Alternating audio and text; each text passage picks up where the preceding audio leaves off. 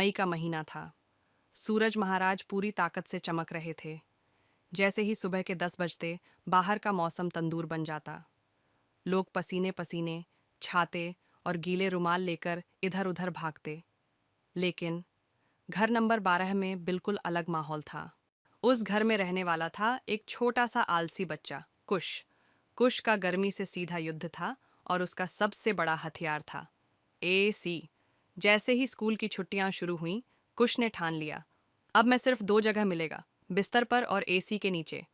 सुबह उठते ही सबसे पहले वो एसी का रिमोट उठाता, बीप, और 18 डिग्री पर सेट कर देता। उस घर में रहने वाला था एक छोटा सा आलसी बच्चा, कुश। कुश का गर्मी से सीधा युद्ध था और उसका सबसे बड़ा हथियार था एसी। जैसे ही स्कूल की छुट्टियां शुरू हुईं, कुश ने ठान लिया, अब मैं सिर्फ 2 जगह मिलेगा, बिस्तर पर और एसी के नीचे। सुबह उठते ही सबसे पहले वो एसी का रिमोट उठाता, बीप, और 18 डिग्री पर सेट कर देता। मम्मी चिल्लाती, कुश, इतना ठंडा मत कर, फ्रिज बन जाएगा कमरा। लेकिन कुश तो मजे में था। ठंडे कमरे में लेटा हुआ आम की स्लाइस खा रहा था और टीवी पर कार्टून चला रहा था। कभी पंखे की तरफ हाथ फैलाकर कहता, हे हवा देवी, और तेज चलो, शाम को दोस्त बुलाने आते, चल बाहर क्रिकेट खेलते हैं।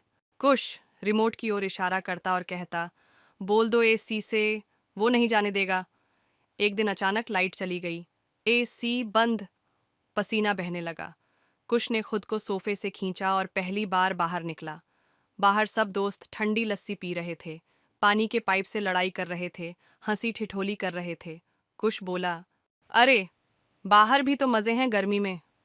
उस दिन उसने सीखा, एसी के मजे अपनी जगह, लेकिन दोस्तों और मस्ती की बात ही कुछ और है। अब कुश का दिन शुरू होता था एसी में और खत्म होता था ठंडी शाम की मस्ती में।